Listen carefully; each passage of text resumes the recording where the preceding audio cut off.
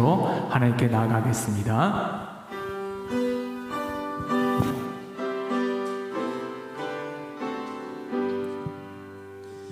전능왕 오셔서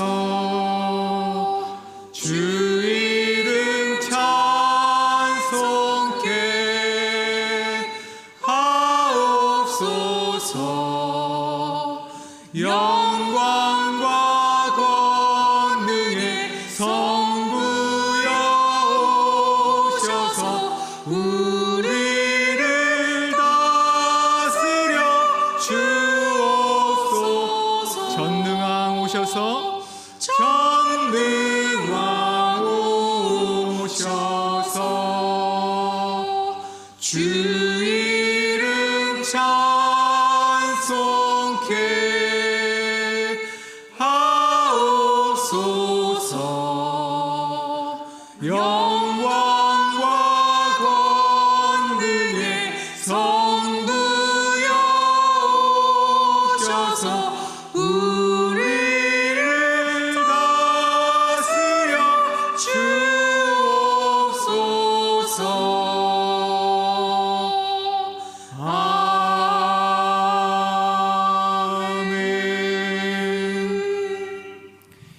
지난 한 주간 우리의 삶을 돌아보면서 하나님께 나아갑시다. 예배 자리를 불러주신 은혜에 감사하며 또한 한 주간 살아가면서 마음속에 또한 세상 속에서 주어진 일 가운데 하나님을 잊어버리고 하나님께 나아가지 못했던 우리를 용서해 주시고 하나님의 의로우심으로 말미암아서 우리를 덮어달라고 이 시간 함께 기도하며 나아갑니다. 하나님 아버지 돌아봐 주시옵소서. 우리가 하나님의 은혜로 말미암아서 주께 은혜로 말미암아 살아가는 백성이 되게 하여 주시옵소서. 우리의 부족함과 연약함이 있음에도 불구하고 우리를 덮어주시고 그 사랑을 잊게 하신 것을 감사드립니다. 그럼에도 불구하고 우리는 하나님의 말씀 속에서 살아가지 못했던 우리의 모습을 하나님께 내어놓으며 나아갑니다. 우리를 용서하여 주시옵소서. 하나님을 기억하지 못했고 깨닫지 못했고 들었던 주일의 말씀들을 마음에 새기지 못했던 우리의 삶이지만 그럼에도 불구하고 우리를 사랑하신다 말씀하셨고 우리를 예수 그리스도의 그 보혈로 덮어주셨던 그 은혜를 기억하며 나아가오니 우리에게 하나님 주신 놀라운 은혜의 말씀과 능력을 베풀어 주시옵소서. 하나님 아버지 우리의 부족함과 연약함을 보지 마시고 오직 주의 은혜로 말미암아서 주의 긍휼을 베풀어 주시고 함께 하셨던 모든 백성들 가운데 하나님의 능력과 은혜를 더주시옵소서. 이 시간 하나님께 나아간 모든 자들의 은혜를 더주시고 함께 돌아주시옵소서. 아버지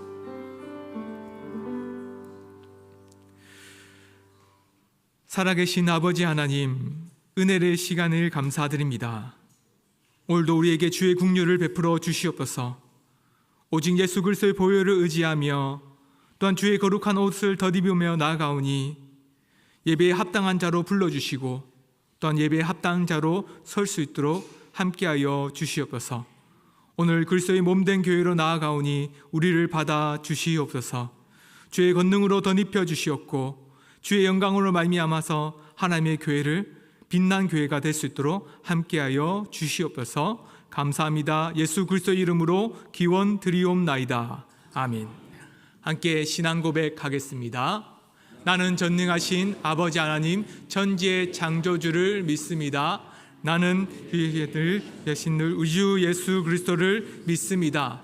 그는 성령으로 잉태되어 동정녀 마리아에게서 나시고 본디오 빌라도에게 고난을 받아 십자가에 못 박혀 죽으시고 장사된 지 사흘 만에 죽은 자 가운데서 다시 살아나셨으며 하늘에 오르시어 전능하신 아버지 하나님 우편에 앉아 계시다가 거기로부터 살아있는 자와 죽은 자를 심판하러 오십니다.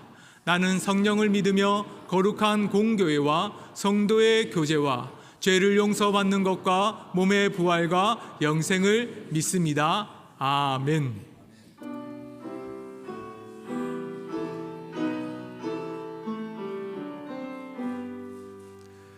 다 찬양하여라 전능왕 창조의 주께 내오나 주 찬양 평강과 구원의 주니 성도들아 주 앞에 이제 나와 즐겁게 찬양하여라.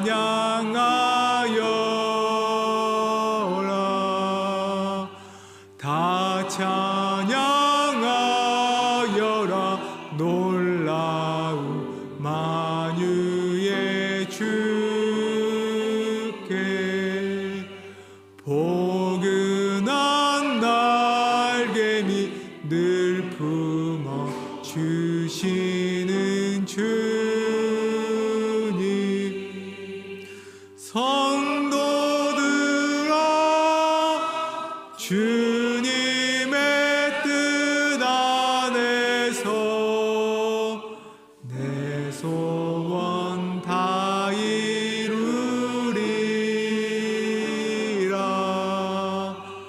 다 찬양하여라. 온 몸과 마음을 바쳐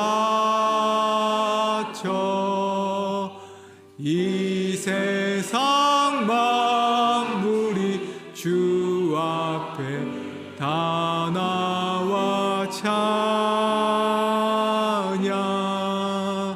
성도들아, 기쁘게 소리 높여 영원히 찬양하여라. 아멘.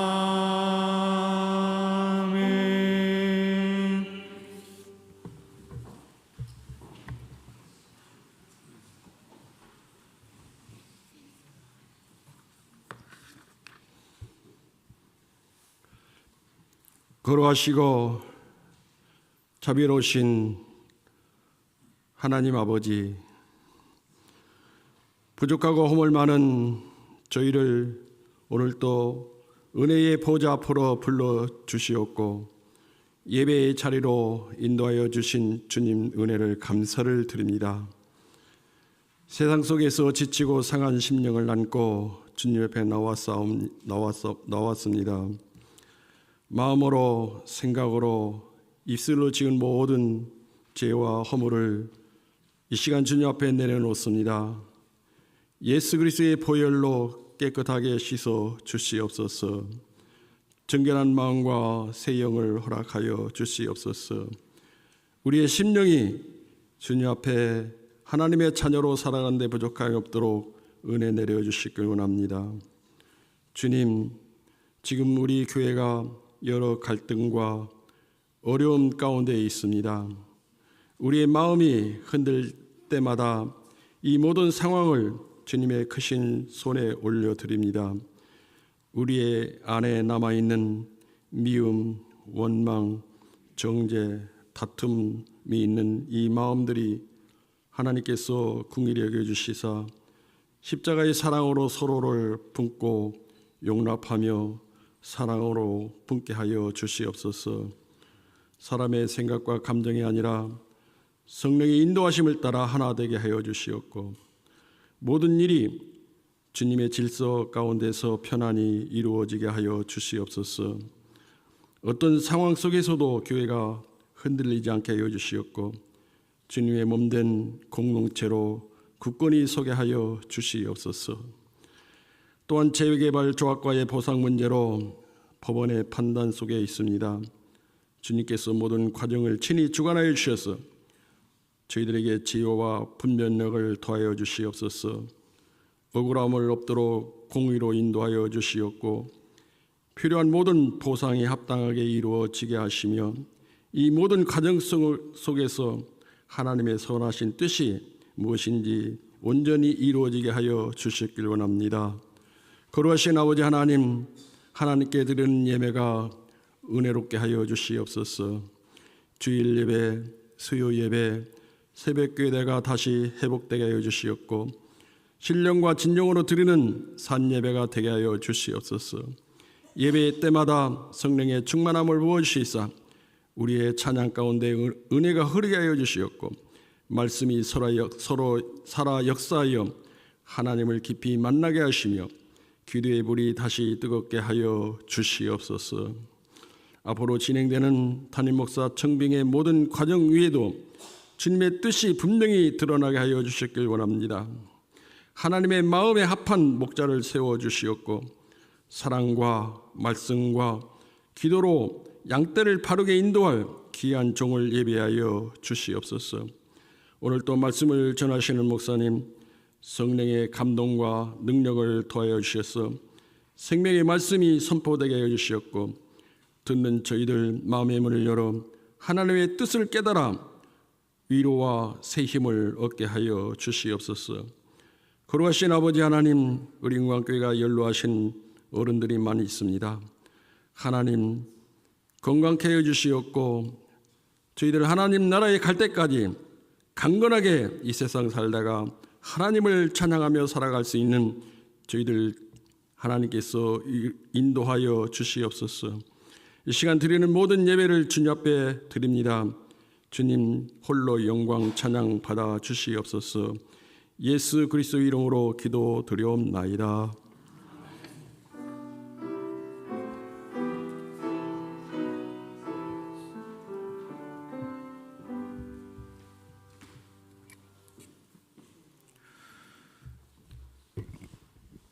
오늘 우리에게 주시는 하나님의 말씀은 요한복음 19장 25절에서 27절까지 말씀입니다.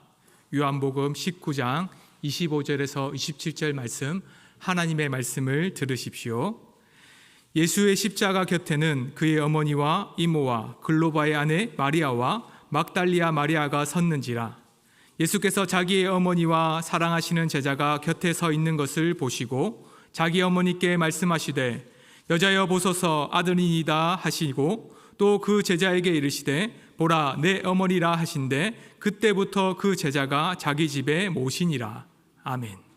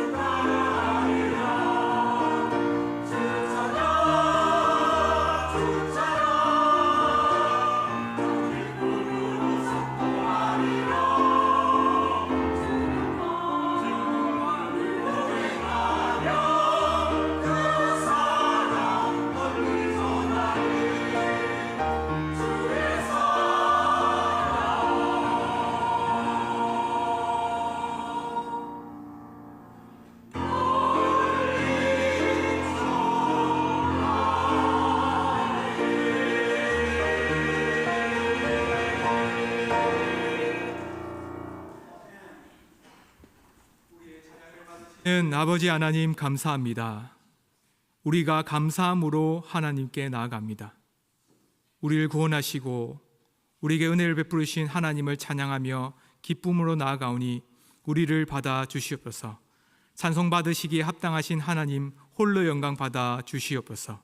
이 시간 하나님의 말씀을 통해 생명의 양식을 얻게 하시고 지혜를 더하여 주시되 말씀의 기쁨과 즐거움이 넘칠 수 있도록 은혜를 더하여 주시옵소서. 감사합니다. 예수님의 이름으로 기도드립니다. 아멘. 오늘 송재영 목사님께서 여자의 아들이라는 말씀을 전해주실 때 풍성한 은혜 누리시기를 소망합니다.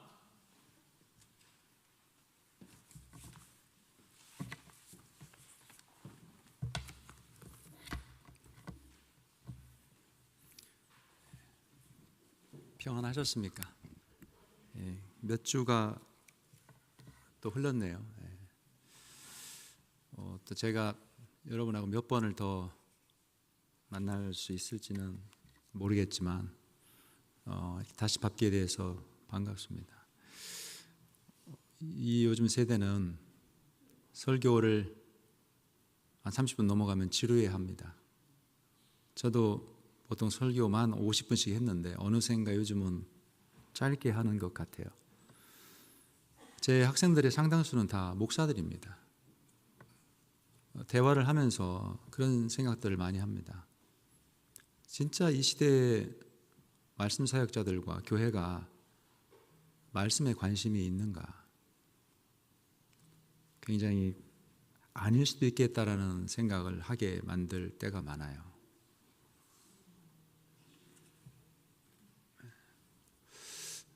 여러분 여기 예배 드리러 왔죠. 오늘 이 말씀을 좀 하고 싶습니다. 믿음이란 무엇인가? 본문을 시작하기 전에 하고 싶습니다. 예수님이 나를 위해 죽으시고 부활하셨다. 죽은 자가 어떻게 살아날 수 있는가? 믿으시죠? 그렇죠? 잘하신 겁니다. 성령께서 알게 하신 거예요. 그런데 그게 어마어마한 일이지만 그게 전부가 아니거든요. 여러분 예수님 당시에 지금은 우리가 예수님 죽으시고 부활하신 지 2000년이 지났지만 예수님 그 당시에 부활하셨을 당시에는 예수님 부활하신 것을 직접 그 부활하신 예수님을 만난 사람들이 많았습니다. 근데 그 사람들이 다 예수님을 믿었나요? 그럼 잘 생각하셔야 돼요. 예수님이 부활하신 것을 보고받고 로마 당국도 그리고 유대 지도자들도 알았지만 그들이 예수님을 다 구주로 받아들이지 않았습니다. 예수님이 부활하셨다는 건 사실이에요. 제가 말하려는 것은 그 당시 사람들에겐 믿음의 대상이 아닙니다.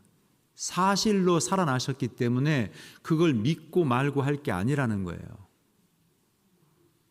여러분 설교가 뭔지 아세요? 뭐 위로받고 다 아는 이야기, 좋은 이야기. 이 시대는 폐역해서 설교가 뭔지를 몰라요. 설교 잘하는 사람, 설교 잘하는 목사, 설교를 잘 듣는 성도 굉장히 저는 의문이 많습니다. 다 설교 뭐 본문 뭐 다 뻔한 거 아니야? 제가 다녀보면 여기저기 강의도 가고 세미나도 가고 설교도 가지만 이 세상의 연예인보다도 세상의 상담가보다도 유명한 강사보다도 취급을 못 받습니다. 여러분 설교가 무엇인지 진지하게 고민하시고 믿음이 무엇인지를 물어야 돼요. 예수님의 부활을 목격한 사람들은 예수님의 부활 자체가 믿음의 대상이 아니라고요. 그건 사실이에요. 이해를 잘 하셔야 됩니다. 이거는 믿고 말고 할 게 아니에요. 그런데 그 사실을 목격한 모두가 예수님을 믿은 게 아니에요. 믿음은 사실을 인정하느냐에 있는 게 아닙니다. 출애굽했을 때 이스라엘 백성은 10가지 재앙을 직접 경험하고 홍해를 건너는 기적을 체험합니다. 근데 그 세대가 그리고 광야에서 매일같이 만나와 반석에 물을 먹고 옷과 신발이 헤어지지 않는 기적을 체험했는데 그 세대가 역사에서 가장 믿음이 없었던 세대였어요. 믿음이란 체험에서 얻어지는 게 아니에요. 제가 어떤 예수님을 만나느냐, 하나님에 대한 체험, 여러분 다 가지고 있어요. 근데 그 체험이 옳다는 걸 어떻게 알죠? 하나님의 말씀만이 그것을 확인하는 거예요. 확증합니다. 하나님의 기록된 말씀만이 하나님이 누구신지, 예수가 누구신지를 아는 거예요. 예수가 하신 일을 인정하느냐 안 하냐는 건 믿음의 본질이 아니에요. 예수님이 부활하신 것이 무슨 의미인지를 알지 못하면 그것을 봐도 예수를 믿지 못하는 겁니다. 오늘 본문 유명한 본문이에요. 그러나 제가 지난번에 와서 십자가에 대해서 하고 오늘 이 본문을 다시 하는 이유는 십자가에서 예수님이 이루신 그 구속의 사건, 그리고 예수님께서 하셨던 그 말씀의 의미, 누구나 다 알지만 어쩌면 아무도 모르는 그 의미를 드러내려고 합니다. 물론 우리만, 저만 알고 있다 이런 건 아니에요. 진리는 숨겨져 있지 않습니다. 그러나 이 세대 모두가 진리를 밝히 보는 것은 아니에요. 오늘 저는 설교를 하고 떠납니다만 여기도 마찬가지입니다. 설교는 모든 사람의 것이 아니에요. 모든 사람에게 주어지지만 많은 사람들이 설교를 그냥 지나가는 소리로 듣습니다. 오늘 본문에서 제가 주보에도 나와 있죠. 정한 제목은 여자의 아들입니다. 이 사건, 오늘 이 본문에 나와 있는 이 대화를 많은 사람들이 어떻게 생각을 하느냐. 예수님이 죽으실 때 아들입니다. 그리고 요한에게 어머니다. 이렇게 말함으로 죽으시는 그 마지막 순간까지 어머니를 어떻게 기억하셨다. 효심이 많았고 어머니를 생각하시는 그 따뜻한 인간 예수를 얘기합니다. 로마교, 천주교라고 부르죠. 천주교는 좋은 명칭이 아닙니다. 자칭 천주교고 우리가 하늘 주님을 모시는 진짜 천주교예요. 이 말을 잘 이해하셔야 됩니다. 우리가 천주교라는 게 아니고 우리가 진짜 하늘 주님을 모시고 자기들은 사실은 올바르지 못해요. 신천지, 우리가 진짜 새하늘과 새 땅에 들어가는 신천지고요. 그 사람들은 신천지에 못 갑니다. 무슨 말씀인지 아시겠죠? 그래서 정식 명칭은 로마교인데요. 그 소위 말하는 로마 카톨릭에서는 이 구절을 가지고 어떻게 마리아를 교회가 숭배해야 하고 공경해야 된다 이렇게 말합니다. 왜? 예수님이 요한에게 어머니를 부탁했기 때문에. 그래서 요한이 어머니를 모셨으니까 이 구절을 근거로 교회는 마리아를, 어머니를 계속해서 공경해야 된다. 맞습니까?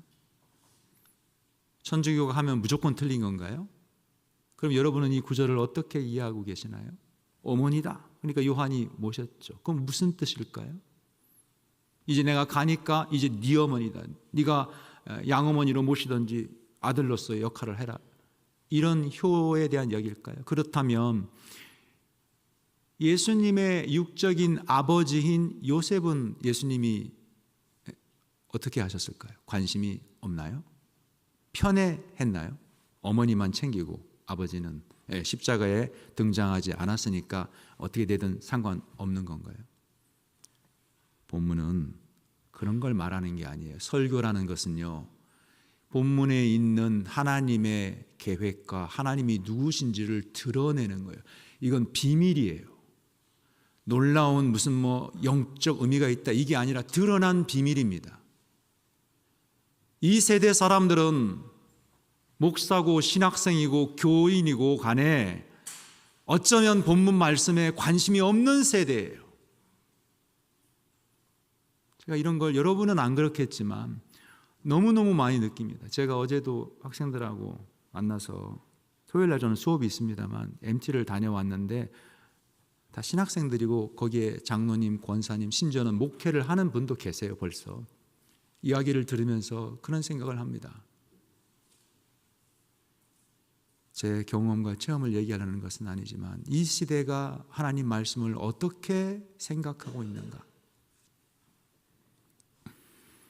오늘 이 본문 말씀은 단순히 예수님의 어머니에 대한 생각 그리고 어머니를 맡기는 것을 의미하는 본문이 아니라 구속 역사에서 굉장히 중요한 의미를 담고 있습니다. 예수님의 말씀은 항상 길게 설명하지 않고 중요한 말씀들을 통해서 그 많은 부분들을 함축적으로 담아내는 경우가 많아요. 특히 십자가에서는 예수님이 지금 죽으시는 마지막 순간이기 때문에 길게 장황하게 말씀하시지 않습니다. 이 본문에서 말씀하시고자 하시는 예수님의 구원의 역사, 예수님을 드러내야 합니다. 먼저 그것을 이해하시려면요, 오늘 이 본문의 사건이 이 마지막 예수님의 사건인데 요한복음에 나오는 첫 예수님의 등장하실 때의 사건이 있어요. 그게 가나 혼인잔치의 사건이죠. 그 사건과 굉장히 유사성이 있다는 것을 기억하고 들으셔야 됩니다. 마지막에 예수님께서는 본문에는 안 나타나지만 죽으실 때 포도주를 드시고 죽으십니다. 다 아시죠? 쉰 포도주를 드시고 죽으십니다. 요한복음에는 예수님의 첫 기적이 물을 포도주로 바꾼 것으로 설명합니다. 그 이유가 있습니다. 지금은 다 설명할 수 없고 오늘은 본문만 설명해야 되니까, 즉 공통점은 예수님의 첫 사역의 시작과 구원의 완성인 마지막 십자가상에서 예수님께서 포도주와 관계된 사역을 하셨다. 이게 첫 번째고요. 두 번째로는 이 첫 기적과 마지막 십자가 사역의 유사성은 등장 인물이 똑같습니다. 여기서 중요한 인물은 첫 번째 표적에는 마리아가 등장하죠. 예수님과 대화합니다. 포도주가 떨어졌습니다. 마지막에도 마리아가 등장하죠. 주된 인물이 마리아입니다. 어머니, 아들입니다. 그리고 어머니다. 요한도 등장하지만 마리아와 예수님이 주된 등장 인물입니다. 또 대사가 똑같습니다. 어머니 마리아가 포도주가 떨어졌다고 이야기하러 왔을 때 예수님께서 뭐라고 말씀하시냐면 어머니를 여자여라고 부르십니다. 그렇죠? 오늘 마지막 사건에서도 어머니 마리아가 십자가 밑에 있을 때 여자여 아들입니다. 이렇게 얘기합니다. 이 부분에 대해서 여러분 굉장히 의아하게 생각하셔야 마땅한 거예요. 예수님께서 왜 어머니를 여자라고 부르셨을까? 많은 주석가들이 이렇게 얘기합니다. 여자라는 표현은 공경하는, 존중하는 의미다. 레이디, 부인 아닙니다. 아니에요. 그렇게 부르지 않습니다. 이 단어는 어머니에게 쓰지 않는 단어입니다. 절대 그렇게 부르지 않습니다. 어쨌든 지금 시작인데요. 등장인물이 똑같고 소품이 똑같고 대화의 시작이 똑같습니다. 그래서 굉장히 중요한 의미를 가지고 있습니다. 특히 요한복음에는 여러분 아시는 분은 아시겠지만 7개의 표적이 등장하는데요. 예수님의 그 물을 포도주로 만든 사건이 첫 표적이죠. 이 표적이라는 것은 예수님이 누군지를 보여주는 거예요. 표적을 보는 게 중요한 게 아니에요. 표적이 무엇을 의미하는지를 봐야 예수님을 보는 겁니다. 근데 7개의 표적이 다 예수님을 가리키고 있는데요. 7개의 표적 중에 들어가지 않는 게 십자가 사건입니다. 그런데 요한복음에는 이 십자가를 나중에 표적이라고 부르십니다.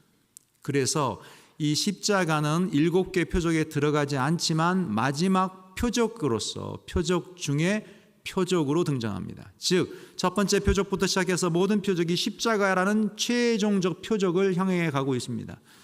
이해 못하시면 못하시는 것만 들으시면 됩니다. 이해 못해도 상관없어요. 중간중간에. 설교라는 것은 그냥 좋은 이야기, 감동적인 이야기, 여러분을 위로하는 이야기가 아니에요. 설교라는 그런 게 아니에요. 진행합니다.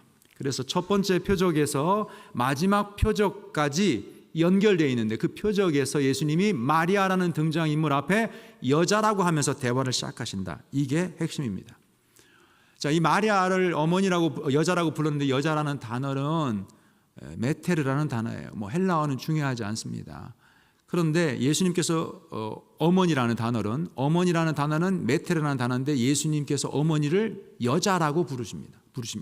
여자라는 단어는 분명히 다른 단어고 이 단어는 어머니에게 부르지 않아요. 그런데 실제로 이 단어를 오늘 읽은 본문에 보면 요한에게 쓰십니다. 요한에게 뭐라고 말했죠? 어머니다. 이때 나오는 단어예요. 자, 잘 생각해 보십시오. 요한에게는 어머니다. 그러니까 요한은 어머니의 사실은 아들이 되는 거죠. 그런데 예수님께서 마리아를 얘기할 때는 어머니 아들입니다라고 얘기하지 않았죠. 안 맞잖아요. 어머니라고 불렀으면 그때도 어머니 아들입니다 이렇게 얘기하고 요한에게도 요한아 어머니다 이렇게 말해야 되는데 요한에게는 어머니라 하고 자기가 부를 때는 여자라고 불렀다는 거예요. 예수님이 말 실수를 하신 게 아니에요. 그 의미를 설명하려고 합니다. 자, 우리가 이렇게 이해할 수 있습니다. 어머니하고 아들이 사업을 합니다. 모자지간이죠. 그런데 회사에 나가서 어머니가 이렇게 부릅니다. 김 과장 내 방으로 와, 사장실로 와 했을 때 왜 아들이라고 부르지 않고 김 과장이라고 부르죠? 당연히 회사에서는 회사의 직분 관계로 직책 관계로 만났으니까 그렇죠. 사장실에 들어가서는 어머니라고 부르지 않고 사장님이라고 불러야 되겠죠.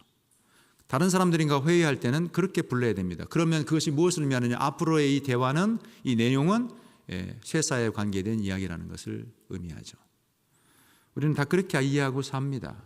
인생을 살 때 다 그런 것을 우리가 이해하고 살아요. 여기서 예수님께서 어머니를 여자라고 부른 것은 여자라고 부름으로써 이 지금 대화의 내용이 첫 번째 표적에서부터 대화의 내용이 어머니와 나의 인간적인 인간 혈육의 관계에서 시작되는 것이 아니라 여자와 예수 그리스도라는 구주의 관계 속에서 재설정되고 있다는 것을 이미 호칭에서부터 부르고 있는 거예요. 앞에 걸 이해하셨으면 뒤에 걸 이해하실 수 있어요. 여러분이 신경을 쓰시면 충분히 이해하실 수 있는 내용입니다. 자, 여기까지 이해했으면 조금 더 요한복음에 대해서 설명을 좀 더 덧붙여서 하고 진행을 하겠습니다. 요한복음에 보면요, 예수님과 더불어서 여자가 등장을 많이 합니다. 그 여자는 결론부터 말씀을 드리면 요한복음을 설명하려면 좀 길지만 결론부터 말씀드리면 예수님이 요한복음에서 예수님은 아담으로 등장합니다. 여러분 이런 얘기 들어보셨죠? 우리가 아담 때문에 죽게 되었다.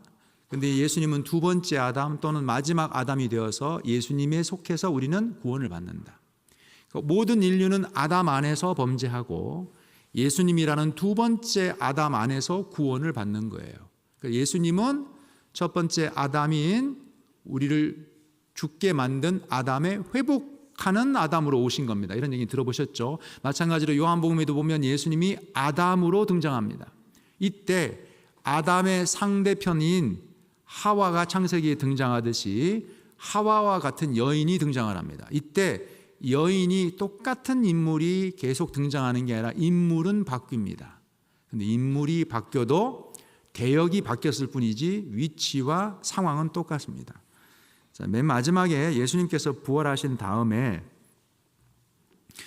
누가 예수님의 무덤에 먼저 가죠? 제자가 아니라 막달라 마리아입니다. 막달라 마리아가 도착해서 예수님을 만났는데 예수님을 누군 줄 알고 부르죠? 동산직이라고 부릅니다. 그거 일부러 요한복음이 그렇게 적어놓은 거고요. 일부러 하나님께서 이 마리아를 통해서 성경을 그렇게 기록하고 계시는 거예요. 자, 첫 번째 사람인 아담의 원래 직업이 뭐죠? 에덴 동산을 잘 지키고 다스리는 동산지기입니다. 이 동산지기는 실패해서 동산에서 쫓겨나게 됩니다. 이 동산으로 다시 회복해서 들어가는 것이 구원인데 두 번째 아담으로 오신 예수님께서 동산지기로 요한복음에 등장합니다. 동산에서 아담이 잠이 깊게 들고 그건 죄로 인한 죽음은 아니지만 자기의 생명을 내놓는 잠입니다. 죽음이죠. 죄 없는 아담이 죽음의 고통을 겪고 하와에게 생명을 줍니다. 원래 남편이 여자에게 생명을 주죠. 죄 없으신 예수님이 동산에서 요한복음에 보면 제가 지난번에 말했습니다. 십자가가 놓인 곳이 동산입니다. 그 동산에서 깊이 죽음의 잠에 들어가셨고 그건 죄 때문에 우리 죄 때문이지 본인 죄 때문은 아니에요. 그가 죽으시고 부활하심으로 우리가 살아나는데 그 부활하신 예수님을 제일 먼저 만난 인물이 에덴 동산에서 하와가 아담에게 다가가듯 마리아가 예수님에게 찾아옵니다. 그리고 예수님을 동산지기라고 부릅니다. 이런 모습들은 예수님이 누군지를 보여주고자 하는 거예요.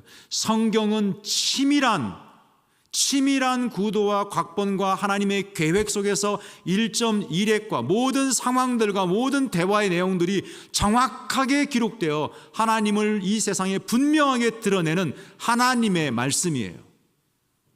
하나도 우리가 소홀히 버릴 수가 없는 내용들입니다.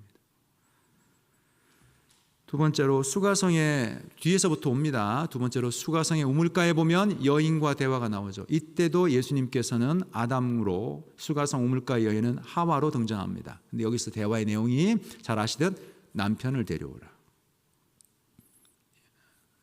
사실은 내가 지금 있는 여러 남편도 네 남편이 아니다. 누가 진짜 남편일까요? 예수님이 남편이에요. 하와의 남편이 아담이었고 아담의 아내가 하와였듯 이 남편이 여럿이 있지만 제 남편을 찾지 못하는 이 사마리아 수가성 이 여인은 사실 남편 앞에 있죠. 에덴 동산의 남편과의 결혼식을 하나님이 주선하셨고 거기에서 생명나무 밑에 생명의 물이 나옵니다. 생명의 물을 먹어야 되는데 이 물에서 쫓겨난 인류의 갈증을 사마리아성 수가의 이 여인은 대표하고 있죠.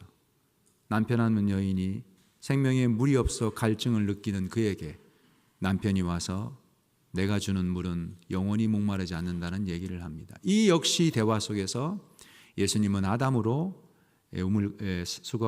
사마리아 수가성 여인은 하와로 등장합니다.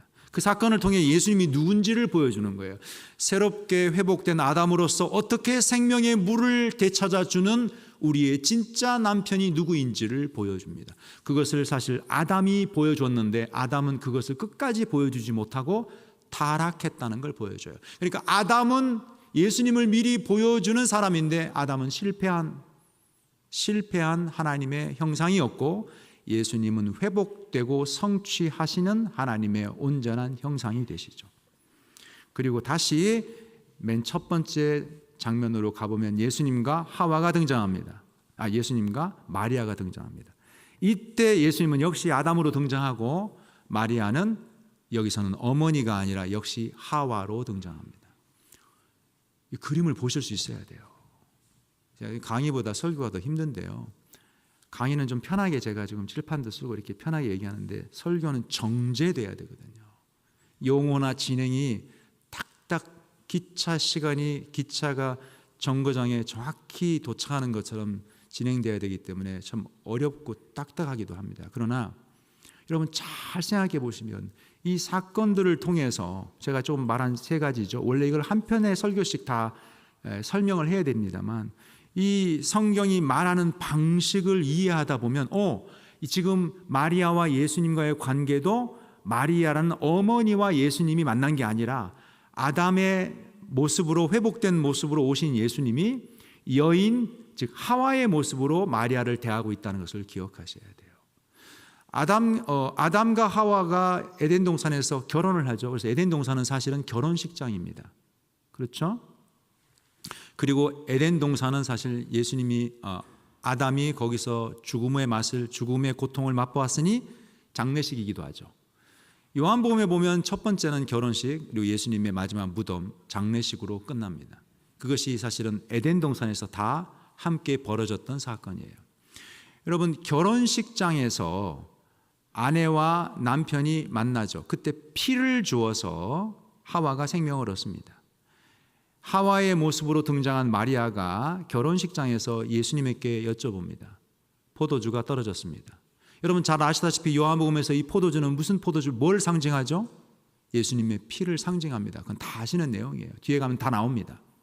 즉 이 말은 영적으로 말하면 아담과 하와의 결혼식장에서 남편이 피를 줌으로 갈비뼈에서 살과 뼈를 줌으로 자기의 죽음의 고통 속에서 생명을 줌으로 하와를 살려내었던 그 아담의 모습이 예수님에게서 이루어져야 된다는 것을 요한복음은 시작해서 보여줍니다. 그때 여인으로 등장한 마리아가 묻습니다. 포도주가 떨어졌다. 이때 예수님이 마리아를 여자라고 부릅니다. 이 관계 속에서 예수님은 앞으로 여자에게 피를 주어야 될 인물로 등장하는 겁니다. 여기에 대해서 이제 이 여자란 얘기를 좀 더 설명을 하겠는데요. 이야기가 좀 복잡하죠. 평소에 들었던 설교보다 교수가 티내나. 그렇지가 않고요. 제가 이 본문을 더 쉽게 설명할 수가 없어요. 이 본문이 원래 그런 겁니다. 그리고 성경이 원래 그렇게 쓰여지고 이해하도록 되어 있는 거예요. 원래. 제가 설교 때 이런 말을 잘 안 합니다만 제가 첫 번째 몇 주 만에 왔을 때부터도 이 말을 하고 싶었어요. 제가 이 부목사님에 대해서. 나중에 좀 이따 가신다고 그래서 소개를 해달라고 그래서 제가 다른 교회 가시는 거에 대해서 잠깐 하려고 하는데요. 여러분, 목사님을 모실 때 말씀에 목숨을 거십시오. 말씀에 목숨을 건 목사님을 부르셔야 돼요. 그렇지 않으면 여러분 다 죽어요. 다 죽습니다. 말씀에 목숨 거셔야 돼요. 기도 중요해요. 체험 중요하고 다 중요한데 말씀이 먼저 되고 그걸 따라가야 돼요. 원래 말씀이라는 것이 그런 거예요. 제가 능력이 좋으면 더 쉽게 할 수 있겠지만 더 쉽게는 할 수 없습니다. 중간 정리를 하겠습니다. 요한복음은 그래서 창세기의 모습, 예수님과 하와의 모습을 요한복음에 딱 겹쳐서 그 배경에서 읽으라 이 말입니다. 그러면서 특히 처음에 등장하는 인물이 마리아고 마지막에 등장하는 인물이 마리아인데 그때 예수님의 모습이 아담의 모습으로 마리아의 모습이 하와의 모습으로 딱 겹쳐지고 그렇게 이해하도록 원래 써놓은 거예요. 이게 핵심입니다. 이렇게 설명하면 될 걸 제가 이제 직업병이 걸려서 설명을 길게 했지만 여기까지 하고 다시 이제 설명을 합니다. 여러분, 원시복음이라고 하죠. 제가 지난번에 와서 십자가를 얘기하면서 창세기 3장 15절에 보면 최초로 주어진 복음이 뭐다? 여자와 내가 원수가 되게 하고 뱀이 사단이 여자의 후손과 뱀의 후손이 서로 싸우되 여자의 후손이 뱀의 머리를 상하게 해서 승리할 것이다. 그것을 원시복음이라 합니다. 여기에서 이 원시복음에 등장하는 주요 단어가 있습니다. 먼저 여자죠. 여자. 그다음에 여자의 후손. 그렇죠? 여자의 후손이 뱀의 사단의 머리를 박살낼 것이다. 승리할 것이다. 이때 여자라는 이 단어는요. 이샤라는 단어입니다. 그런데 이거 히브리어로 전 쓰지도 못해요. 이제 하도 오래돼서 히브리어. 그런데 히브리어를 아는 게 중요한 게 아니에요. 필요하니까 설명을 할 뿐입니다. 이 이샤라는 단어는 원래 창세기에서 여자라고도 쓸 수 있고 아내라고도 쓸 수 있어요. 여러분 잘 생각해 보십시오. 아담에게 여자는 하와죠. 하와는 여자이자 아내죠. 그래서 여자에게 아내에게 쓸 때 같은 단어입니다. 창세기에는 같은 단어예요. 즉 창세기에 보면 아담에게 주어준 여자가 곧 아내입니다. 그런데 이 아내가 여자가 후손을 낳게 되는데 이 후손이 헬라는 제가 빼겠습니다. 히브리어는 이 후손이 다른 말로 번역하면 또는 씨 또는 아들이라고도 번역할 수 있어요. 그러니까 여자의 후손, 즉 여자로부터 나오는 아들이 뱀의 머리를 상하게 할 것이다. 이게 핵심 복음의 구원의 메시아에 대한 예언의 핵심 메시지입니다. 그러니까 인류는 어떻게 해요? 여자의 후손, 여자의 아들을 기다리고 그가 뱀의 머리를 박살낼 것이다. 이것을 기다리는 것이 구원과 예수 그리스도 메시아를 기다리는 신앙이 됩니다. 그리고 이것을 아담이 받아들이고 아담이 신앙 고백을 합니다. 여자의 후손으로 우리가 구원을 받을 것을 믿습니다. 우리가 사도신경 하듯이 그렇게 고백한 것이 성경에 나와요. 어디 있느냐? 아담의 신앙 고백이 어디 있느냐? 그래서 그걸 믿고 이 여자 아내에게 이름을 붙여줍니다. 뭐라고 붙여주죠? 하와다. 산자의 어미다. 이 말은 이 여자, 내 아내로부터 나온 메시아를 통해 모든 삶에 살아나는 이 구원받은 사람들이 생길 것이고 그러므로 이 여자가 보통 여자가 아니라 하와, 산자의 어미가 될 것이다. 누구 때문에? 예수 그리스도 메시아를 통해서 많은 사람들이 살아나면 그 많은 사람들이 살아난 그들이 이 하와를 어머니라 부를 것이다. 즉 산자의 어미라는 신앙 고백을 합니다. 이게 원시복음에 나타난 예수님 하나님의 약속이에요. 이 구절과 본문이 정확하게 연관이 됩니다. 이때 이 여자라고 불렀던 이 본문, 이 단어를 구약은 히브리어로 쓰여졌어요. 이스라엘 사람들이 쓰는 말. 신약은 헬라어, 그리스 사람들이 쓰는 말로 쓰여졌는데 헬라어로 번역할 때 70인경이라는 성경에서는 귀네라는 단어로 번역합니다. 그게 오늘 본문의 여자예요. 여자. 한마디로 말하면 요점은 이겁니다. 왜 예수님께서 어머니를 부를 때 시작에서부터 어머니를 여자라고 부르고 혼인잔치에서 마지막 순간에서도 어머니를 일부러 여자라고 불렀느냐. 지금 그 말은 이제 예수님께서 어머니를 대하실 때 공생애가 시작되고 난 뒤에는 개인적인 어머니 마리아로 대하지 않고 여자로 아내로 대한다는 것을 보여주는 의도입니다. 이걸 이해 못하실 수 있기 때문에 한 번 더 설명합니다. 자, 저는 남자입니다. 예수님이 저의 누구죠? 주님이시죠. 또 다른 말로 말하면 예수님이 저의 남편. 남자인데요. 남편입니다. 여자도 예수님이 남편. 남자도 예수님이 나의 남편. 이해가 되셨죠? 믿음의 조상 아브라함, 위대한 믿음의 선진 다윗. 다윗도 남자이고 아브라함도 남자이지만 예수님을 영적으로 어떤 관계에 있어요? 어떤 관계? 남편입니다. 주님 오시면 주님을 믿는 모든 신자들은 구약이나 신약이나 전부 다 예수님이 뭐예요? 우리의 남편. 아브라함도 예수님을 남편으로 모시는 신부이며 다윗도 예수님을 남편으로 모시는 신부이며 우리도 장로님도 목사님도 다 남자들도 예수님의 신부가 된다고요. 그냥 기본입니다. 기본을 잘 다지셔야 되고 다 여러분 잘 아시는 내용일 거라고 봐요.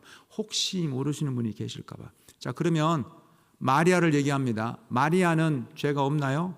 로마교는 얘기합니다. 마리아 무죄설, 마리아 승천설, 마리아 무죄 잉태설. 아닙니다. 마리아도 죄가 있고 구원받아야 될 죄인이죠. 마리아는 예수님을 믿어야 됩니까? 안 믿어야 됩니까? 마리아는 예수님 안 믿어도 됩니까? 마리아도 예수님을 믿어 구원받습니다. 고로 마리아는 어머니이자 여자죠. 마리아는 영적으로 예수님의 아내가 아닙니까? 이건 궤변이 아니에요. 인류에게 있어서 예수 그리스도를 믿고 구원하는 모든 자들은 그가 누구이든 예수님의 어머니든 동생이든 예수님의 육적 아버지이든 믿음의 조상이건 상관없이 다 예수님의 신부입니다. 예수님께서 마리아를 어머니이고 귀한 사랑하는 어머니이지만 그를 공생애에서 대하실 때 여자 즉 부인으로 하와로 대하고 있다는 사실을 기억하셔야 돼요. 그게 첫 출발입니다. 그래서 예수님께서 지금 이 하와를 여자라고 부름으로 내가 너를, 내가 요한을, 내가 베드로를, 내가 제자들을, 내가 병자를, 죄인을, 창녀를, 세리를 그 누구를 대하든 구원의 구주로서 하나님의 아들로서 신 예수 그리스도께서 공생애를 시작할 때 이 대답을 통해 마리아조차도 여자로 대하고 계십니다. 그리고 마지막 순간에 이렇게 얘기합니다. 여자여 보소서 아들입니다. 이 말씀이 핵심입니다. 자, 지금 여기에 십자가에서 예수님은 누구로 죽으실까요? 예수님은 하나님의 아들이십니다. 예수님은 구주이십니다. 영존하시는 우리의 사실은 아버지시고 창조주이십니다. 영원전부터 존재하셨던 분이에요. 그런데 지금 십자가에서 이 말씀, 오늘 읽은 본문, 이 본문에 의거해서 답을 한다면 예수님은 지금 누구로 죽고 계실까요? 여러분 정신 바짝 차리셔야 돼요. 여기 1시간 앉아가지고 내가 헌금 내고 기도드리고 주일 성수하고 지키고 의미가 있지만 이게 본질이 아닙니다. 하나님의 말씀이 이 세상을 만드신 거예요. 아멘 아니에요? 세상엔 보이는 것으로 말미암는 것이 아니라 보이지 아니하는 하나님의 말씀으로 보이는 만물이 나오는 거예요. 그 만물을 만들게 하시는 동일하신 하나님의 동일한 말씀의 동일한 권능이 지금 여기에 있는 거예요. 하나님은 말씀으로 여러분의 삶을, 여러분 자신을, 여러분의 영혼을, 여러분의 폐부를 다시 만들고 계신다는 것을 기억하셔야 돼요. 말씀이 들어가야 돼요. 말씀이 들어가지 않으면 여기 백날 와서 앉아 있어도 지정석을 지켜도 의미가 없는 거예요. 말씀을 통해서 오시는 하나님, 그 말씀을 통해 예수가 누구신지 하나님이 누구신지를 알고 그를 만나는 거예요. 잔잔한 음성 속에서 하나님을 만났던 구약의 선지자들처럼 우리와 같은 음성이나 지진이 아니라 바위를 터뜨리는 현상이 아니라 그 가운데 잠잠히 다가오셨던 그 말씀, 지금 그 말씀으로 오시는 거예요. 그게 우리의 영혼을 소생시키고 창조하는 겁니다. 불행하게도 이 말씀은 동일하게 모든 사람에게 전해지지만 모든 사람의 것은 아니에요. 예수님이 그래도 예수님이 오셔서 설교해도 듣지 않습니다. 제가 뭔데? 신학 교수라고 해서 들으면 설교하면 다 듣나요? 예수님이 주신 오병이어를 먹고 예수님을 따라온 자들도 예수님의 말씀을 듣지 않습니다. 교인들이라고 다 듣는 게 아니에요. 이게 사실입니다. 제가 부정적으로 말하는 것이 아니에요. 교회 가면 여전히 예배 시간에 졸고 예배 시간에 딴 생각하고, 조는 사람은 늘 좁니다. 자는 사람은 늘 자고, 딴 생각하는 사람은 늘 딴 생각하고, 듣고 싶은 설교를 원하는 사람은 늘 듣고 싶은 설교만을 찾습니다. 자기가 원하고 듣고 싶은 것만 그러고 가는 거예요. 저는 여러분이 듣고 싶은 게 뭔지 모릅니다. 그래서 홀가분해요. 저는 여기 담임 목사도 아니고 책임도 안 집니다. 그래서 저는 전해야 될 말씀만 전하고 갈 거예요. 다시 요약합니다. 오늘 이 본문을 통해 볼 때 예수님은 누구로 죽으시죠? 내가 누구라고 말씀하죠? 여자여 아들입니다. 자기가 누구란 말이에요? 여자의 아들이죠. 이해가 되십니까? 어머니를 여자라고 부르며 여자여 아들입니다. 지금 이 예수님은, 십자가에서 지금 죽으시고 있는 예수님은 다른 누구가 아니라 전능의 하나님, 영존하시는 아버지가 아니라, 맞지만 지금 여기에서는 누구로 죽으시고 계신다? 여자의 아들로 죽으시고 있다는 것을 기억하셔야 됩니다. 그게 복음의 성취예요. 즉 창세기에서 그토록 기다렸던, 수천 년 동안 인류가 기다려왔던 여자의 후손, 여자의 아들이 바로 예수구나라는 것을 한마디로 증명합니다.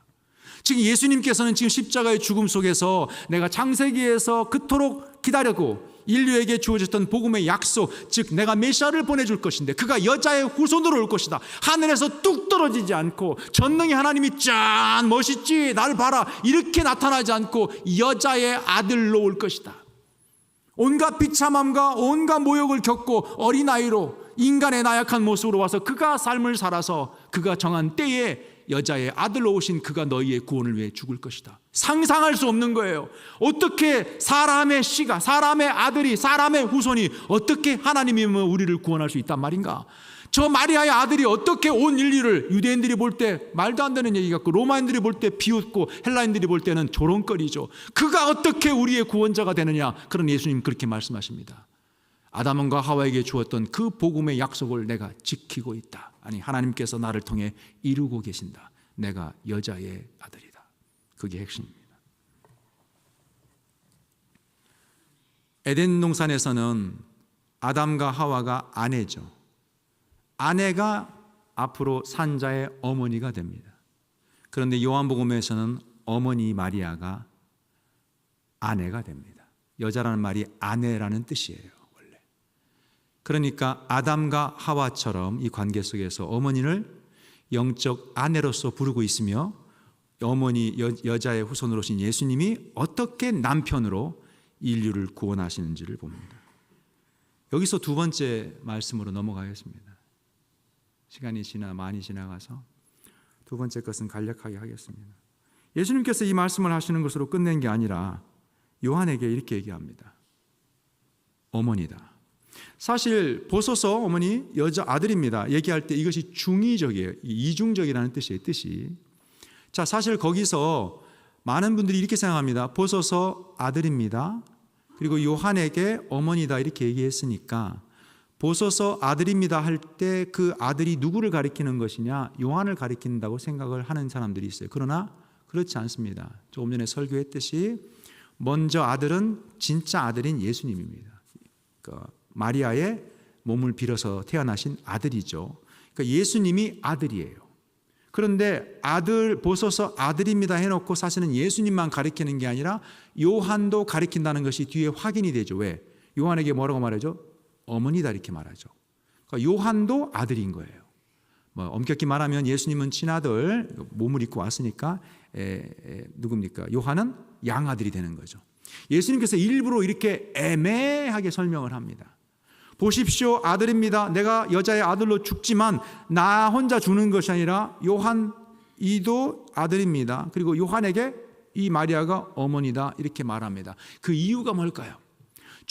내가 죽는데 지금 이 인류의 구원을 위해 죄 문제를 위해서 죽으시는 예수님이 마지막 순간에 어머니의 이 연로한 어머니의 노후를 대책해서 어떻게 하실까 긍휼히 여겨서 어머니를 좀 모시라고 부탁한 유언이냐? 아닙니다. 그런 거. 성경은 그런 식으로, 물론 예수님의 마음은 따뜻하고 효심이 있었고 착한 인간적 아들이었으면 틀림없어요. 그러나 그것이 우리의 구원에 중요한 의미를 가져다 주지 않아요. 성경은 그런 것을 말하기보다 더 중요한 것을 말하기 바빠요. 그러한 부스러기 된 것, 그런 것을 들추어내는 것은 설교가 아니에요. 뷔페 가면요, 50만 원짜리 뷔페 가서 랍스타나 좋은 거 드시고 오세요. 거기 가서 아이스크림이나 드시고 오고 김밥이나 드시고 오시지 말고 설교의 본문의 핵심을 보셔야 돼요. 이 말을 통해서 예수님께서 하신 말씀이 뭐냐? 어머니다라고 했을 때 어머니를 부탁한다는 말이 아닙니다. 성경에서 특히 이 본문 말씀에서 여자의 아들이라는 말은 구원자, 하나님의 구원을 이루어 가야 될 하나님의 일꾼을 상징하는 말이에요. 예수님께서 여자의 아들로 오셨죠. 예수님만이 유일한 여자의 아들입니다. 그런데 갑자기 예수님께서 말을 바꾸십니다. 좀 더 해도 되겠죠. 제가 좀 더 해도 되겠죠. 그리고 아직 저와 함께 하실 정신과 체력이 남아있죠. 조금만 더 하겠습니다. 요한복음 14장 12절은 이렇게 말합니다. 안 찾으셔도 됩니다. 나를 믿는 자는 무엇을 한다? 내가 하던 일을 한다. 그리고 이보다 더 큰 일을 한다. 요한복음에서요, 예수님을 믿는 자들이 누군지 아세요? 예수님을 믿는 자들은 딱 가장 중요하게 그 정체성을 알 수 있는 신분증이 뭐냐? 그가 하는 일을 보면 알아요. 예수님의 하시던 일, 하나님의 일, 이 구원 사역, 이 구원의 구속사적인 사역을 예수님께서 어떻게? 나를 믿는 자들에게 넘겨줄 것이라고 얘기합니다. 요한복음 15장도 마찬가지예요. 요한복음에서는 하나님의 말씀이, 이 세대는요, 정말로 하나님의 말씀에 목말라 하면서 관심이 없어요. 여러분은 안 그러시겠지만 제가 일선에서 학생들을 가르치고 신학생들을, 전도사님들을 가르치고 목사님들을 가르치면서 정말로 뼈저리게 많이 느낍니다. 어디서부터 어떻게 손을 대야 될지 알 수 없는, 요한복음은 하나님의 말씀을 받은 자, 성경이 다 그렇게 말하는 거예요. 이런 걸 설명 안 해도 되겠지만 이런 것들을 다 설명해야 될 시대가 됐어요. 하나님의 말씀을 받은 자들을 신이라 했다, 하나님이라 했다. 요한복음에 나오는 얘기입니다. 서두에 내가 하나님의 말씀을 받아서 내가 하나님이라 했다고 너희가 나를 신성모독으로 치려하느냐? 예수님은 하나님의 말씀이 임했죠. 그래서 말씀이 육신이 되셨다. 요한복음 1장에 나오는 이야기고, 예수님께서 뭐라고 말씀하셨어요? 내게 주신 말씀을 다 빼놓지 않고 너에게 전했다. 그러니까 예수님은 말씀의 통로가 되시고 말씀이십니다. 말씀을 받은 자가 하나님이에요. 즉 왜? 하나님은 말씀이시기 때문에. 하나님의 말씀이 예수에게 임하셨고 예수님이 말씀이시거든요. 그 예수님께서 하나님의 말씀을 누구에게 주느냐? 우리에게 줍니다. 지금 이 시간도 하나님의 말씀이, 설교가 사람의 음성으로 사람의 입을 통해 전해지지만 하나님의 말씀을 대언하죠. 우리 목사님께서, 부목사님께서 본문을 읽을 때 뭐라고 그랬습니까? 하나님의 말씀을 들으십시오. 정확한 표현이에요. 기록된 하나님의 말씀이 전해지고 기록된 하나님의 말씀이 설교를 통해 전해지죠. 이 말씀이 여러분에게 들어갔을 때 여러분이 뭐예요? 하나님이 되는 거라고. 이걸 이해하셔야 돼요. 내가 하나님이다 이게 아니라 내가 하나님의 말씀을 받은 하나님의 대리자가 된다는 것을 기억하셔야 돼요. 제가 하는 일은 뭘까요? 설교입니다. 설교는 이 세상의 강의와는 달라요. 돈 몇 푼 주고 들을 수 있는 그런 강의와 즐거운 만담이 아니라 하나님의 일인 거예요. 하나님의 말씀으로 죽은 자를 살리고 세상을 창조하듯 하나님이 지금 이 못나고 부족한 설교자를 통해, 말씀을 통해 지금 일하고 계시는 거란 말이에요. 근데 이 말씀이 어떻게 제 입에서 따라서 여러분에게 가는 순간 여러분이 하나님이 되는 거예요. 세상은 여러분을 통해 하나님의 일을 보게 될 거예요. 여러분은 하나님의 일을, 예수의 일을, 제가 전해준 일을 여러분이 받아서 하는 겁니다. 그게 우리예요. 설교는 그런 것이고. 한마디로 그렇습니다. 내가 여자의 아들이다. 여자의 아들로 죽습니다. 어머니 여자의 아들입니다. 그 말씀은 이루러 왔습니다. 그런데 내 사역이 여기서 끝나는 게 아니에요. 다 이루었다 끝났다가 아닙니다. 이제 이 일은 누가? 나를 믿는 자는 내가 하던 일을 할 것이고 그보다 더 큰 일을 할 것이다. 실제로 예수님은 복음 전도를 유대 땅에서 한정해서 하셨습니다. 거의 유대 땅도 사실 바꾸지 못하셔 능력이 없어서가 아니에요. 역사적으로 보면 유대 땅도 예수님의 설교를 듣고 바뀌지 않았습니다. 그런데 제자들의 설교를 듣고 유대인들이 바뀝니다. 끝까지 하겠습니다. 제가 제자들의 말씀을 듣고 베드로의 설교를 듣고 3,000명이 회개를 합니다. 그리고 사마리아 예루살렘뿐만 아니라 사마리아 유대와 그 다음에 바울을 통해서 이방 지역까지 로마 전역이 전도를 당합니다. 예수님은 로마에 전도한 적이 없어요. 예수님은 안디옥 가신 적이 없어요. 예수님은 이고디아 루스라 더베에 가신 적이 없어요. 갈라디아 쪽에 간 적이 없어요. 고린도 쪽에 간 적이 없어요. 그러나 바울이 예수님의 제자들이 예수가 하셨던 일보다 더 큰 일을 했습니다. 여러분 증폭이라고 합니다. 돌을 던지면 호수의 가운데서 작은 돌이 큰 파도를 너울을 이루죠. 그게 점점 커집니다. 점점 커져요. 예수 그리스도의 하시던 일을 베드로가, 베드로의 하던 일을 바울이, 바울의 하던 일을 누가 하죠? 당신들이 하고 제가 하는 거예요. 우리가 하는 거라고요. 이것이 증폭됩니까? 축소됩니까?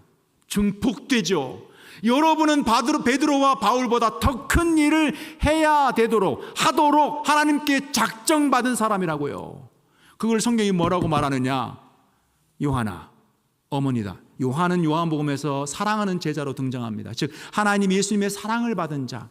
베드로가 제자들을 대표해서 등장하듯이, 그래서 베드로에게 너는 나를 누구라 하느냐 했을 때 베드로의 고백은 베드로 혼자의 고백이 아니라 교회의 고백이에요. 그 고백 위에 교회가 세워지죠. 신앙 고백 위에. 마찬가지로 요한은 사랑받는 제자의 대표로 등장합니다. 즉 사랑하는 제자에게 묻습니다. 이게 누군지 아냐? 네 어머니다. 즉 주님의 사랑하는 제자인 우리 모두에게 동일한 말씀을 주고 있는 거예요. 자, 요한인 우리에게, 주님의 사랑하는 제자인 우리에게 주님의 사랑 받지 않습니까? 주님의 제자가 아닌가요? 신학교 안 갔으니까 난 제자가 학생이 아닙니까? 우리 누구나 다 그리스도의 제자입니다. 그가 예수님께서 우리에게 말씀하십니다. 마리아가 네 어머니다. 그게 무엇을 의미하죠? 3단 논법입니다. 마리아는 여자입니다. 여자의 후손입니다. 즉 여자의 후손으로 오신 예수님께서 이 마리아를 중심으로 요한에게 얘기합니다. 요한아, 이 마리아가 내 어머니다. 그 말은 마리아를 중심으로 자기와 요한이 어떻게 아들이라는 동등한 위치에 놓입니다. 말씀을 결론하겠습니다. 요한에게 이제 여자의 아들이라는 이 구속 역사의 주인공의 타이틀이 넘어갑니다. 즉 구원을 이루고 하나님의 뜻을 이루러 오신 세상의 구주이신 예수 그리스도, 십자가를 지심으로 구원을 이루신 여자의 아들로 오신 그가 사역을 마치시고 거기서 끝내지 아니하시고 이 사역을 그 다음 제자에게 넘겨줍니다. 이제 여자의 아들은 요한이 됩니다. 요한이 여자의 아들입니다. 자, 이 말씀은 여러분에게 무엇을 의미할까요? 2000년 전 십자가상에서 예수님이 여자의 아들로 죽으셨고 요한은 여자 어머니를 마리아를 어머니라 불렀으니까 그 어머니의 아들, 즉 예수님과 같은 여자의 아들이다. 그래, 요한은 주의 말씀대로 사역을 해야 될 여자의 아들이었는가 보다입니까? 여러분 십자가 2000년 전에 있었던 갈보리를 가보신 분이 계십니까? 우리는 가보지 않았어요. 우리는 도마처럼 예수님의 손가락의 옆구리에 손가락을 집어넣고 믿은 자들이 아닙니다. 그러나 우리는 그의 붉은빛 피를 두 눈으로 보았습니다. 우리는 믿음의 눈으로 그의 못자국을 그리고 그의 피를 보았고 냄새 맡고 만졌습니다. 우리는 십자가에 있었던 자들이에요. 우리는 요한의 예수님께 주셨던 그 사랑을 동일하게 받은 자들이고 우리는 요한처럼 예수 그리스도의 제자입니다. 묻습니다. 주께 사랑받지 않았다면 이 말씀은 여러분에게 해당되지 않습니다. 여러분이 그리스도의 제자가 아니라면 이 말씀은 해당되지 않습니다. 그러나 여러분이 주님의 사랑받는 제자라면 이 말씀은 동일하게 해당됩니다. 십자가에 달리신 예수께서 지금 말씀하십니다. 여러분에게 이제 마리아가 내 어머니다. 즉 네가 마리아의 아들이다. 즉 네가 이 세상의 예수 그리스도 여자의 후손이다 라는 말씀입니다. 말씀을 맺겠습니다. 교회요, 청년들이요, 장년들이요, 이 말씀을 통해 예수님이 마리아를 부탁했다. 효심이 가득한 예수님을 보지 말고 여자의 후손이신 예수님을 보시기를 바랍니다. 이 본문을 통해 효자 예수가 아니라 여자의 후손 메시아 그리스도를 보시고 어머니를 기억하라는 효의 명령이 아니라 구속 역사의 사명을 보셔야 됩니다. 그게 핵심이에요. 로마교는 이것을 잘못 이해해서 마리아를 지금도 공경하고 있습니다. 그 효의 사명이 아니라 여자의 아들들로 이 세상에 예수 그리스도의 사역을 이어나가고 그의 하시던 일을 하며 더 큰 일을 해야 될 존재가 나라는 사실을 기억하시기를 바랍니다. 우리는 그리스도를 보여줘야 됩니다. 보라, 그리스도가 저기에 있다. 십자가를 진 이가 저기에 있다라고 손가락질해서 보여주는 것이 아니라 그 피 묻은 십자가를 내가 지고 그의 십자가가 여기 있고 주께서 이렇게 십자가를 지셨고 나를 통해 지금도 지시는 예수가 지금도 너희를 부르고 있다는 것을 세상에 보여줘야 돼요. 우리가 아니면 결단코 그들은 예수 그리스도를 보지 못할 것입니다. 우리가 전하지 않으면 누구에게서 듣죠? 계시를 받아 복음을 듣습니까? 여러분이 우리가 전해야 예수를 들을 수 있듯 복음의 말씀을 들을 수 있듯 우리를 통해서만 구원이 증거될 수 있듯 우리를 통해서만 여자의 아들을 볼 수 있는 거예요. 이 땅의 여자의 아들은 2000년 전 골고다에 죽으신 예수 그리스도에서 끝난 것이 아니라 바로 이토록 많은 여자의 아들들로 이 시대에 등장해 있습니다. 이 사명을 감당하고 계시나요? 오늘 제목을 다시 한번 기억하시기를 바랍니다. 예수 그가 여자의 아들입니다.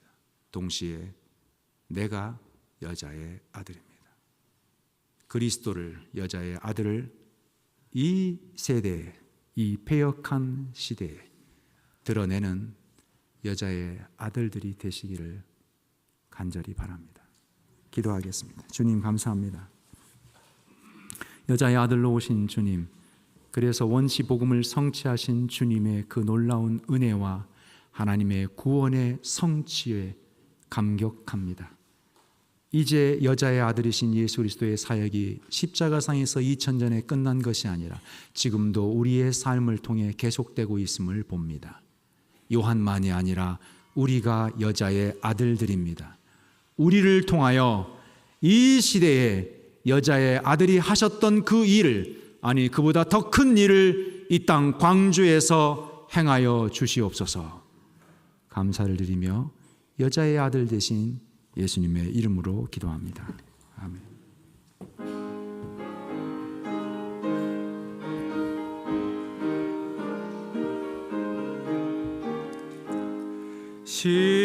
십자가를 내가 지고 주를 따라갑니다. 이제부터 열수록 난 보배 삼겠네. 세상에서 부귀영화 모두 잃어버려도 주의 평안 내가 받고 영생 복을 받겠네. 주도 곤욕 당했으니 나도 곤욕 당하리. 세상 사랑 감사하나 예수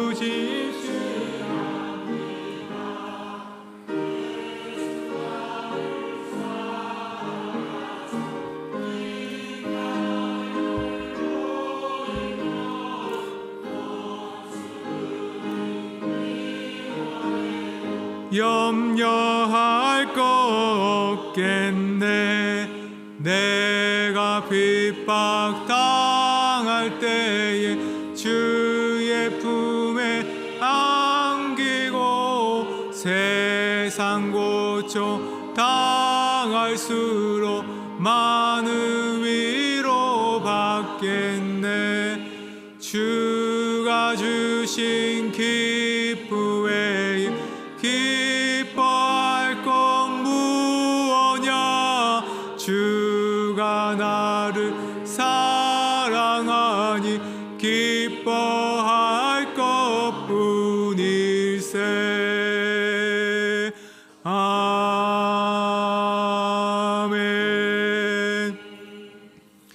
송재영 목사님 나오셔서 봉헌 기도해 주시고 복의 선포를 하시겠습니다.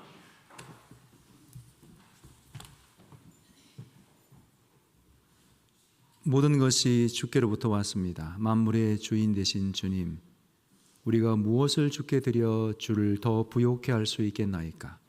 부족함이 없으신 주님, 주께서 주신 것의 일부를 다시 돌려드릴 수 있는 기회를 주시니 감사합니다.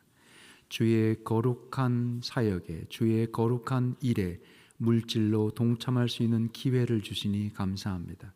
이 물질이 오직 주의 영광과 사랑의 드러남을 위해 사용되게 하시고 저희들에게 더 큰 은혜를 주사 인색하지 아니하는 마음으로 더 많은 것 기꺼이 드릴 수 있도록 복 주시옵소서.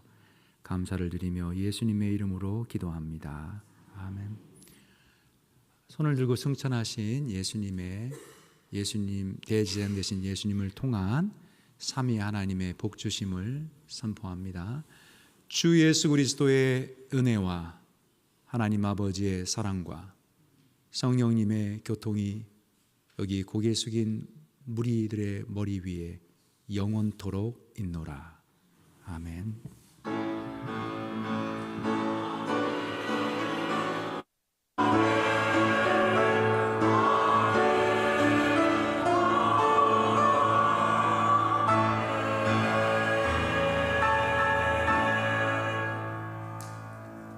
오늘 1부 예배와 2부 예배를 드렸습니다. 재개발 건축과 대책을 위한 모금 계좌가 있으니 함께 기도와 함께 헌금을 통해서 나아가시길 바랍니다. 식사 제공은 범사에 감사하면서 식사하시기를 소망합니다. 또한 교회 청소와 5월 달에는 우리 111구역이 합니다. 하나님께서 은혜를 베풀으시며 말미암아 하나님의 봉사와 헌신해 주시기를 바랍니다. 교우 소식이 있습니다. 김복순 지사님이 손출하셨습니다. 천지 장례식장에서 어제 가서 함께 위로 예배를 드렸습니다.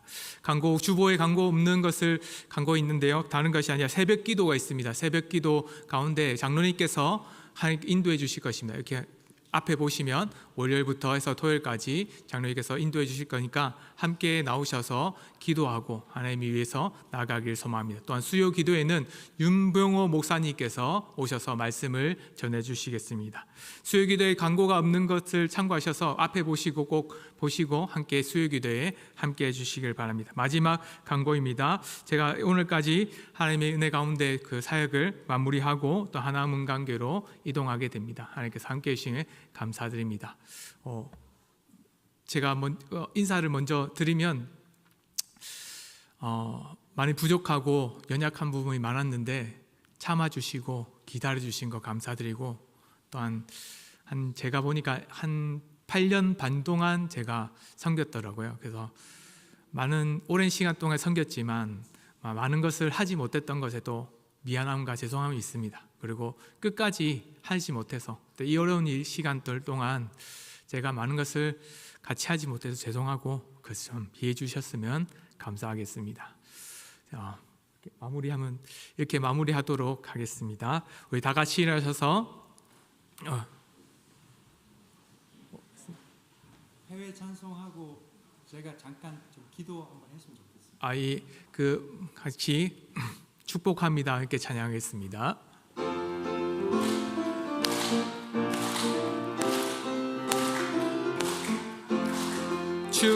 축복합니다.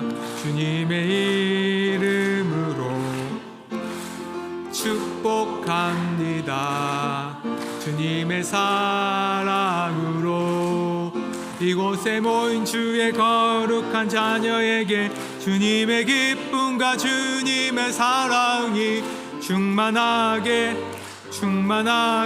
넘치기를. God bless you, God bless you. 축복합니다. 주님의 사랑으로 축복하고 사랑합니다. 제가 갑자기 잠깐만 계시죠. 갑자기 좀 여기 위에 올라와서 부탁을 받아서 우리 새 목사님 가시는데 교회에서도 좀 인사를 준비하신 게 있는 것 같아요. 잠깐 감사의 어떤 표를 하시고 제가 기도를 한번 하고 보내면 좋겠다 싶어서 제가 이렇게 하겠습니다. 우리 박수로 한번. 8년이 넘게 계셨는데 참 귀하네요. 그렇게 오래 계신 교육자가 드물고요. 제가 첫 주에 와서 그 얘기를 정말 하고 싶었는데 왠지 제가 신령하게 뭘 보고 그런 사람이 아니라 제가 말씀하시고 멘트하는 걸 통해서 제가 좀 감동을 많이 받았어요. 그래서 내려가서 교회에 좀 더 계시면 좋겠다니 이미 정해졌다 하더라고요. 그래서 그 교회가 또 누렸던 복을 나누어서 그쪽 교회에서 또 얻으실 거고 또 좋은 또 목사님, 부목사님 오셔서 이 교회에 하나님의 또 남겨진 복이 더 더할 걸로 확신하며 저도 아쉽지만 저도 이 교회는 아니지만 보내드리고 제가 교회를 대표해서 기도하고 그리고 식사하시겠습니다. 하나님 감사합니다. 최동건 목사님을 통하여 그동안 우리 교회가 8년이 넘게 복을 누리고 기쁨을 맛보았습니다. 감사합니다. 이제 또 새로운 사역지로 갑니다. 목사님을 마음껏 사용하셔서 그를 통하여 주께서 이루고자 하시는 일이 또 작정된 일들이 빠짐없이 증거되고 이루어지게 하여 주옵소서. 그의 가정을 복주시고 그의 길을 주께서 선히 인도하사 좋은 소식들이 들려오게 하여 주시옵소서. 저희들 정말 감사하고 정말로 기쁨을 누렸습니다. 잊지 않고 사랑을 기억하며 계속 기도하는 저희 교회가 되게 하여 주옵소서. 감사를 드리며 예수님의 이름으로 기도합니다. 아멘. 감사합니다.